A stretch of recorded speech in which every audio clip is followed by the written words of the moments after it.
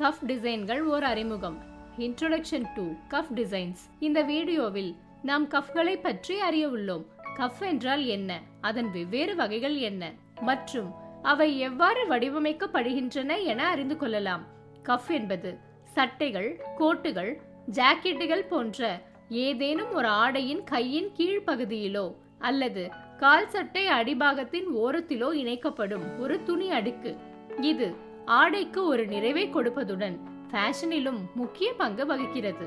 நாம் சட்டையின் வெவ்வேறு பகுதிகளை பற்றி அறிந்து கொண்டது போல சட்டைகளில் பயன்படுத்தப்படும் கஃப்கள் மற்றும் அதன் வெவ்வேறு வகைகளை பற்றியும் இப்போது அறிந்து கொள்வோம். Straight cuff. ஒரு ஸ்லீவின் இறுதியில் கஃப்கள் வெவ்வேறு வடிவங்களில் செய்யப்படுகின்றன. ஆண்களுக்கான கஃப்கள் பொதுவாக 5 முதல் 7 சென்டிமீட்டர் அகலமும், பெண்களுக்கான கஃப்கள் பொதுவாக 3 முதல் 4 சென்டிமீட்டர் அகலமும் கொண்டவை. ஆண்களின் கஃப்கள் அவை சதுரம், வட்டம் அல்லது வைர வடிவத்தில் இருக்கும். பெண்களின் கஃப்கள் அவை பெரும்பாலும் சாதாரணமாகவும் அகலமாகவும் இருக்கும்.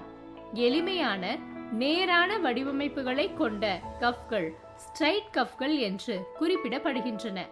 மேல் நோக்கி மடிக்கப்பட்ட கஃப். இந்த வகையில் துணி கீழிருந்து மடிக்கப்படாமல் மேல் நோக்கி மடிக்கப்பட்டு தைக்கப்படுகிறது. தைக்கும் போது உட்புற விளிம்பு அழுத்தப்பட்டு மேலே ஒரு தட்டு போன்ற வடிவத்தை உருவாக்குகிறது. இது மேல் நோக்கி மடிக்கப்பட்ட கஃப் என்று அழைக்கப்படுகிறது. Peak pointed cuff. இந்த கஃப் நைட் சூட்கள் மற்றும் சஃபாரி பாணி ஆடைகளில் பயன்படுத்தப்படுகிறது. கையானது நீளமாக்கப்பட்டு முக்கோண வடிவத்தில் வடிவமைக்கப்படுகிறது. விளிம்புகள் உள்நோக்கி திரும்புமாறு அழுத்தப்பட்டு தைக்கப்படுகிறது. 2 இணைக்கோட்டு தையல்களால் இதில் அலங்காரமும் செய்யலாம். வட்ட வடிவ கஃப். வட்ட வடிவ கஃப் பெரும்பாலும் நைட் சூட்களின் மேற் சட்டைகளில் பயன்படுத்தப்படுகிறது. இதன் துணி வட்ட வடிவத்தில் வெட்டப்பட்டு அடிப்பகுதியில் மெல்லிய பைப்பிங் கொண்டிருக்கும். இது ஒரு நாகரிகமான தனித்துவமான தோற்றத்தை கொடுக்கிறது. Wing cuff. உட்புறத்தில் காலர் போல வடிவமைக்கப்பட்ட 2 அடுக்கு துணியால் இது செய்யப்படுகிறது. பக்க விளிம்புகள் தைக்கப்படுகின்றன, ஆனால் மேல் விளிம்பு திறந்த நிலையில் இருக்கும். இதன் மேல் பகுதி ஒரு பறவையின் ரெக்கையை போல் இருப்பதால் இது விங் கஃப் என்று அழைக்கப்படுகிறது.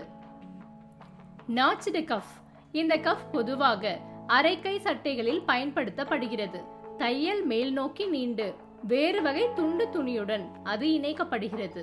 ஒரு வி வடிவம் குறியிடப்பட்டு தைக்கப்பட்டு பின்னர் தலைகீழாக திருப்பப்படுகிறது. இந்த தனித்துவமான வடிவமைப்பு நாட்ச்டு கஃப் என்று அழைக்கப்படுகிறது. ஃபேஸ்டு கஃப் பெரும்பாலும் பெண்களின் ஆடைகளில் பயன்படுத்தப்படுகிறது. கையானது தேவையை விட அதிக நீளத்தில் வெட்டப்பட்டு உட்புறமாகவோ வெளிப்புறமாகவோ திருப்பப்பட்டு பின்னர் தைக்கப்படுகிறது. இதற்கு தனி ஃபேசிங் தேவையில்லை.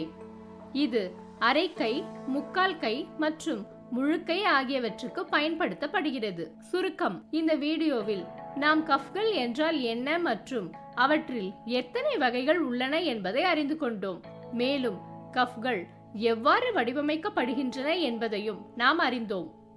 ஃபேஷன் மற்றும் வெவ்வேறு ஆடைகளில் அவற்றின் பயன்பாட்டிற்கு ஏற்ப கஃப் வடிவமைப்புகள் மாறுபடும் என்பதை நாம் புரிந்து கொண்டோம். ஆடையின் அழகை அதிகரிப்பதிலும் அவற்றுக்கு சிறந்த தோற்றத்தை கொடுப்பதிலும் கஃப்கள் முக்கிய பங்கு வகிக்கின்றன. இப்போது உங்களுக்கு ஒரு சிறிய வேலை. ஏதேனும் ஒரு ஆடையில் நாட்ச்டு கஃப் தைக்க முயற்சிக்கவும். தைக்கும் போது நீங்கள் பின்பற்றும் ஒவ்வொரு படியையும் கவனமாக உங்கள் குறிப்பேட்டில் எழுதுங்கள்.